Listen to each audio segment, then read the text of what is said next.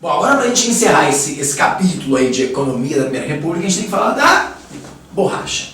Na verdade, a borracha a gente chama de ciclo da borracha. Por quê? Porque na verdade é um período restrito. A gente trabalha lá aí aproximadamente de 1890 até 1910. Foram 20 anos do boom da borracha brasileira. Primeiro, e muito importante no nosso vestibular, é a gente entender que esse crescimento da produção de borracha, dos seringueiros aqui, das seringueiras e tal, a extração do látex, ela tem uma relação direta com o desenvolvimento da segunda revolução industrial na Europa e nos Estados Unidos. Lembrando que a segunda revolução industrial tem como grande símbolo a indústria automobilística. Então, obviamente, sabemos que a produção de uma série de peças, e principalmente de pneus, nós temos aí a necessidade desse látex, dessa borracha. Então o Brasil aparece, desponta nesse cenário, de forma significativa para a produção dessa borracha. Tá? Então assim, o que a gente tem como grande consequência disso? Um grande crescimento da região de Manaus. Isso já foi questão de vestibular algumas vezes, mostrando como Manaus, que hoje inclusive é uma das regiões com uma renda per capita significativa, tá? E a gente pensa, o que tem lá em Manaus? Nunca fui em Manaus, eu só conheço o Teatro de Manaus, não lembro do Teatro de Manaus. É considerado dos teatros, o Teatro Municipal de Manaus, o teatro mais bonito, talvez, que nós temos aqui no Brasil. Algumas óperas, inclusive, que vêm de outros países para cá, se apresentam apenas no Teatro de Manaus. Pra vocês terem uma ideia, mas não é só o teatro, não. Tá? Manaus é um território bastante desenvolvido e graças, principalmente, a todo o dinheiro que circulou em torno da questão da borracha. Outra questão que pode aparecer em relação a isso é a região do Acre.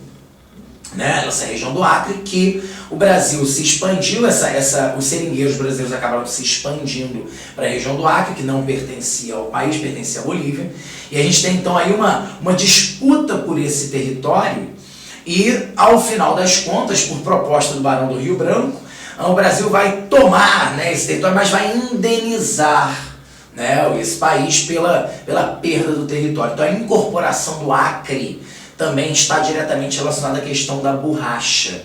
Perfeito? Agora, qual é a questão? Por que essa borracha não prosseguiu? Por que o Brasil até hoje não é uma grande referência na produção de borracha? Porque ali no final dessa primeira década do século XX, ali 1910 em diante, a gente tem, primeiro, uma queda da qualidade da borracha brasileira. No mercado externo, a borracha brasileira acabou sofrendo severas críticas. Falavam sobre alguns seringueiros que colocavam metal, coisas dentro dessa borracha para aumentar o peso dela e ganhar mais dinheiro na venda do produto, mas obviamente gerando uma repercussão negativa. Mas principalmente a questão imperialista, a expansão de países para regiões do Oriente, para outras. Por exemplo, os ingleses, que compraram também eram compradores de borracha brasileira, acabam conseguindo borracha muito barata na Malásia.